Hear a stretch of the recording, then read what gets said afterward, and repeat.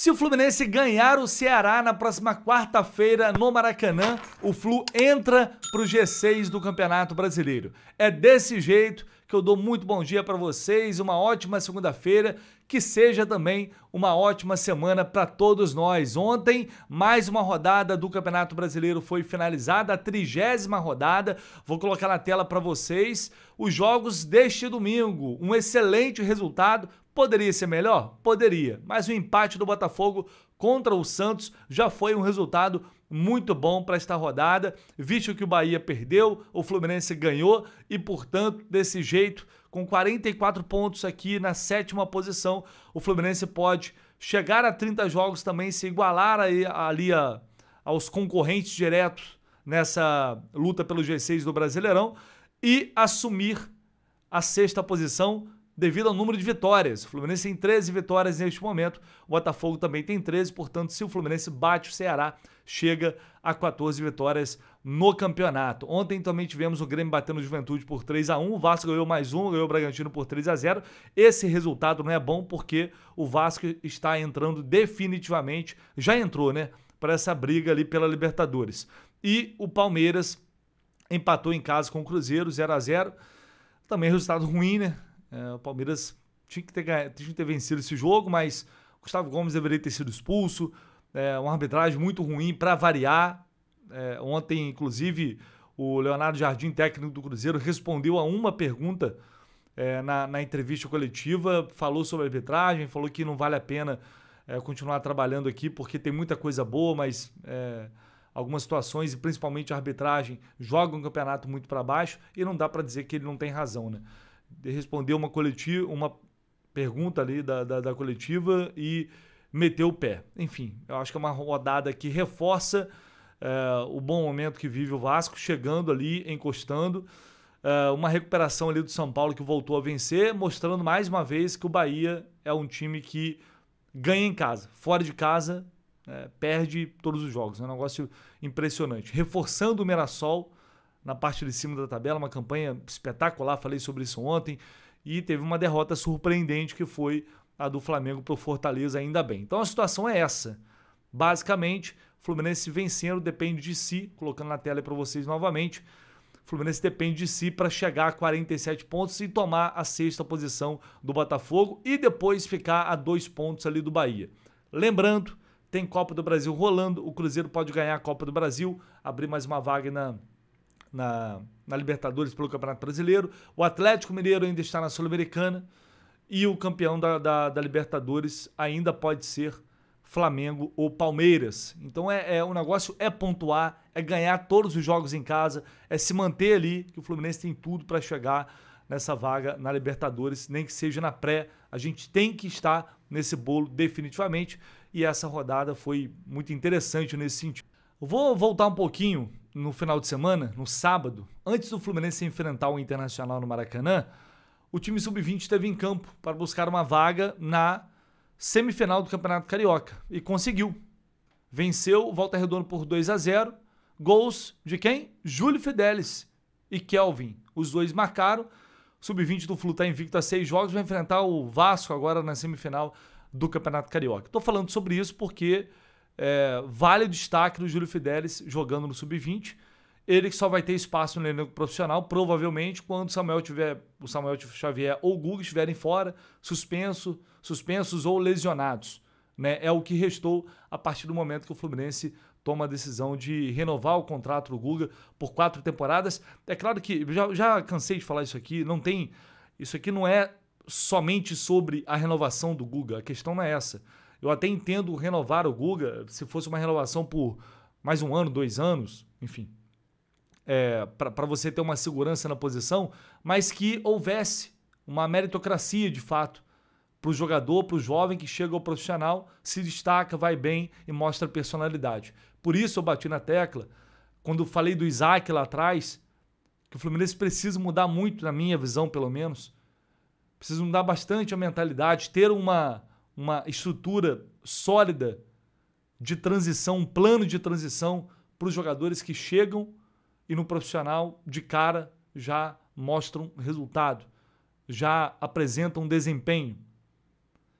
sempre fica a sensação para mim de que alguns jogadores têm oportunidades ao acaso. Os que não chegam ali com muito hype, como o caso do Isaac, do Riquelme, parece que é sempre na base do acaso. Não tem aquele, não, eu vou reservar um espaço aqui porque eu tenho um garoto que está muito bem aqui, ano que vem eu vou subir ele e esse moleque a gente vai dar minutagem para ele, vai dar sequência, vamos apostar nesse moleque que vai dar bom. E aí tudo bem, ele pode ir mal, ele pode não ir bem, o técnico pode não gostar, acontece de tudo. Mas esse garoto subiu, foi bem, praticamente em todos os jogos, né, que ele entrou, ele foi bem, e depois o prêmio que ele recebe por ter ido bem é ir jogar no Sub-20 contra o Volta Redonda. Quando quem recebe a oportunidade é o Guga, que, de novo, já cansei de falar isso aqui, mas nem todo mundo assiste todos os vídeos. Guga foi um jogador extremamente importante para o Fluminense em vários momentos difíceis, inclusive. Só que ele é muito bem pago para isso também. Não é que ele está fazendo um favor ao Fluminense, ele é muito bem pago para isso. Justamente para isso. E se tem um jogador, um jovem que está melhor que ele, esse deveria jogar. Esse deveria ter preferência. E por isso eu falei, cara, se você quer renovar, porque você não sabe, o Fidelis é um jovem ainda, pode sentir a pressão em algum momento. E aí você vai sentir a ausência de ter um cara a mais ali. Um cara desse lesiona, o Samuel Xavier lesiona, aí só tem o Fidelis. Aí sobe o Fidelis, titular, o Guga foi embora. E aí, quem vem depois? Quem fica no banco? Não tem. Pode acontecer de você perder 2 laterais ao mesmo tempo. Então, por isso eu estou falando, a questão não é... Eu sou contra 4 anos, acho muita coisa, mas eu entenderia a renovação no Guga, desde que fosse respeitado o que acontece dentro de campo. Mas não. O garoto vai bem, o garoto responde, e aí, daqui a pouco ele está jogando Sub-20. Então, assim, eu acho que ele tem que tentar absorver isso pro bem da carreira dele, mas eu entendo também o cara que às vezes fica decepcionado. O moleque, ele não tem idade para chegar, se impor, ele não tem moral para isso. Mas eu entendo ficar decepcionado. E ele olha porque ele fala, pô, não vou ter chance aqui, eu vou meter o pé. E daqui a pouco vai embora. É isso que acontece, como já aconteceu com vários outros. Então por isso eu falo sobre metodologia, sobre realmente plano de transição, de chegar ali, dar confiança para o cara realmente se sentir valorizado, se destacar e eventualmente depois ser vendido, que é o que acaba acontecendo, mas pelo menos com mais rodagem no profissional, com mais valorizado, né? Enfim, é isso. Agora falando ainda sobre o jogo de sábado rapidinho, agora do profissional, vou trazer para vocês aqui um lance que gerou muito... Eu vi gerar muita discussão, eu pelo menos, né? Eu vi muita gente criticando Germancano por esse lance aqui. E aí eu quero só fazer um alerta aqui. Para mim não tem discussão. Nesse lance aqui, o passe do Lima é péssimo. Só você observar que o Lima mete um 3 dedos completamente desnecessário aqui nessa bola. O Cano parou aqui, ó. Estão vendo ali? Ele está se posicionando para receber a bola ali como o centroavante faz. Um pouco atrás. Para pegar e fazer o gol. E o Lima mete um 3 dedos. Talvez para desviar desse cara que está vindo aqui. Não sei. Aqui dá para ver melhor. O momento em que o Cano vai dar uma travada, vai dar uma segurada. Tá aberto aqui, gente. Tá aberto aqui. Olha só. E aí o Lima meteu-lhe um 3 dedos ali, com a bola saindo, tirando do Cano. E teve gente falando que o Cano... Tá vendo? Aí, tá morto, acabou. Uma coisa é defender a saída do Cano, como eu quando defendi a barração, a ida dele para o banco neste momento, por uma questão de momento. Isso aí já é covardia com um ídolo, com um jogador absurdo que é o Cano. Eu digo, veja bem, não é covardia. Você pode até ter uma opinião igual e achar que ele se posiciona mal. Não é essa a questão. A questão é usar um lance como esse para dizer que ele não serve mais, que ele não presta mais para um jogador que eu não preciso falar da importância do Germancano para o Fluminense. Não é esse lance aqui que define a má fase do Cano. Isso aqui não existe. O passe do Lima foi horroroso, na minha visão, minha opinião. Então eu só queria destacar isso aqui porque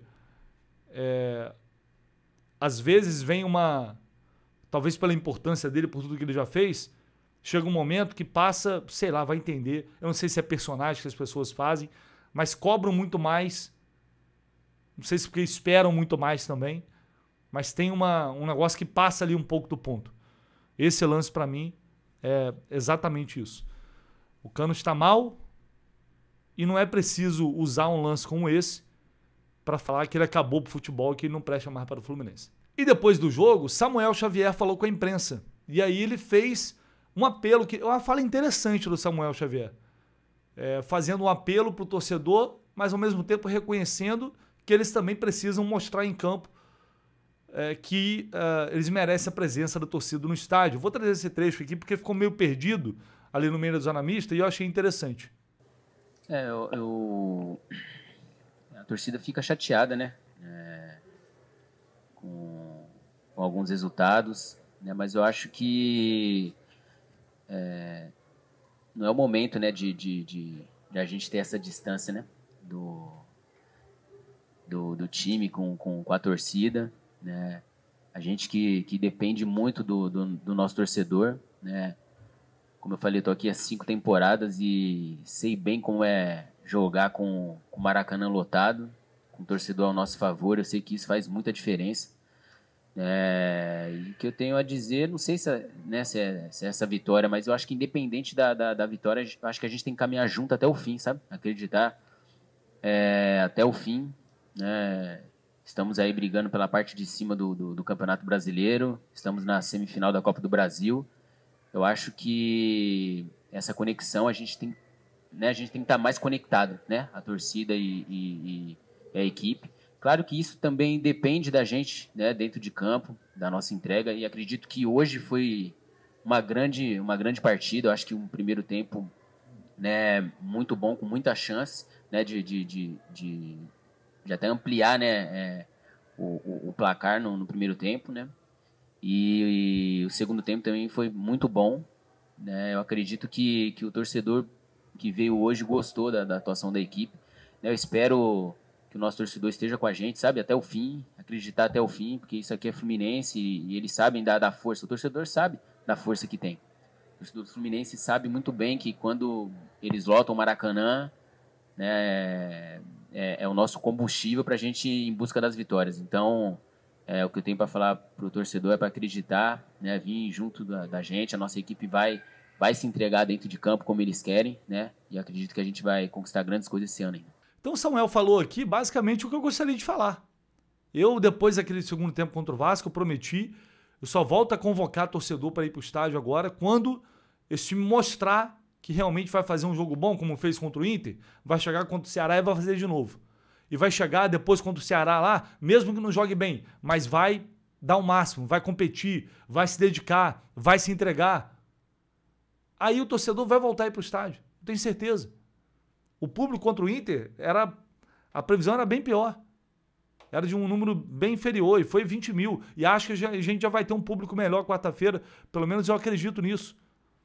Então, conforme os jogadores forem fazendo em campo, mostrando ao torcedor que eles estão ali com a alma, buscando essa vaga na Libertadores, né, entregando tudo que eles podem entregar para alcançar esse objetivo, o torcedor vai responder. Eu tenho certeza disso. Mas a gente sabe, eu já cansei de falar isso aqui, para o Fluminense conquistar grandes coisas, grandes objetivos, a torcida é fundamental. Quando rola aquela química, quando rola a energia, não tem jeito. Essa conexão que foi quebrada em muitos momentos esse ano atrapalha demais. Eu espero que ela possa ser recuperada agora nessa reta final de ano, que temos objetivos extremamente importantes aí pela frente. Eu tenho certeza que o torcedor vai dar uma resposta positiva quando o time voltar a passar confiança de fato com regularidade. E para a gente fechar aqui, essa semana tende a ser uma semana importante no cenário político do Fluminense. Isso porque houve uma reviravolta que pode modificar bastante a campanha daqui em diante. Na última semana a gente entrevistou a chapa encabeçada ali por Celso Barros, o Flu dos Tricolores, e tinha como vice Rafael Rolim. A gente fez essa entrevista no Jornada, muita gente deve ter assistido por lá. E no dia seguinte, após algumas declarações do Celso Barros nessa entrevista pra gente lá no Jornada, principalmente falando sobre o Ganso, que o Ganso é um jogador que destrói vestiários, sonso, criticando também René e vários outros jogadores. Rafael Rolim ficou muito insatisfeito, muito revoltado, não concordando com aquilo, e no dia seguinte anunciou que estava fora da chapa, que não fazia mais parte dessa chapa com o Celso Barros, que tinha sido lançada dias antes, oficialmente. E aí, com o Rafael Rolim, entre aspas, solto nesse xadrez político, há uma grande chance de aproximação com Ademar Arraes, que vem fazendo uma campanha consistente, vai lançar a candidatura na próxima quinta-feira, a candidatura oficial, e pelo que eu tenho de informação, o Rafael Rolim tem boas chances de apoiar, de se unir. Aí eu não sei se ele formaria uma chapa, viria como vice, ainda acho que eles vão debater isso, porque nenhum dos lados estava admitindo oficialmente que iam se juntar, enfim. Até porque o Ademar tem uma boa relação com o Celso Barros. E aí, acho que ninguém queria passar a impressão de que já estava meio que tudo certo antes mesmo do Rafael Rolim anunciar a saída. Então, a informação que eu tenho é de que existe uma chance, uma boa chance de socorrer. O Rolim falou que ia pensar o final de semana e no início desta semana iria tomar uma decisão. O tempo é curto. A gente, inclusive, no Jornada, provavelmente vai ser na sexta-feira, a gente vai confirmar oficialmente, vamos entrevistar a chapa Vamos por Mais, que é a chapa da situação, que tem como candidato Matheus Montenegro. Nós vamos entrevistá-lo também, provavelmente vai ser na sexta-feira, a gente vai divulgar para vocês, tá? E na semana seguinte, provavelmente, Ademar Arraes. Então vamos ficar de olho, porque essa reviravolta mexe bastante com as coisas. O Rafael Rolim é um nome que vem ganhando espaço e o Ademar já vem fazendo, como eu disse, uma campanha consistente. Então uma união deles vai depender também de um possível apoio de Celso Barros. Será que o Celso vai manter a candidatura ainda assim ou vai retirar a candidatura para apoiar alguém? E aí finalmente teremos a oposição do Fluminense unida, coisa que já poderia ter acontecido há muito tempo, não é agora.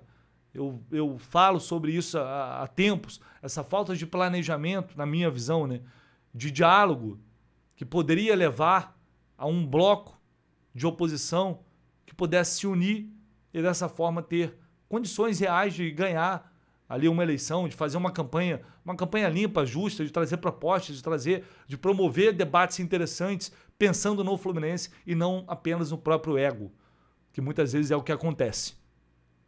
Vamos ver se finalmente isso agora vai acontecer, faltando aí basicamente um mês para a eleição, que deve acontecer no dia 29 de novembro.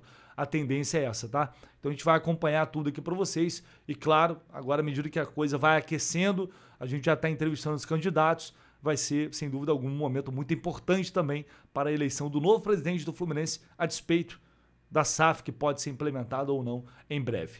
Fechou, pessoal? É isso. Deixa aí seu like, tá? Esquece não, se inscreva aí no canal. Tamo junto. Já falando por aqui, assim, tivermos mais notícias ao longo desta segunda-feira.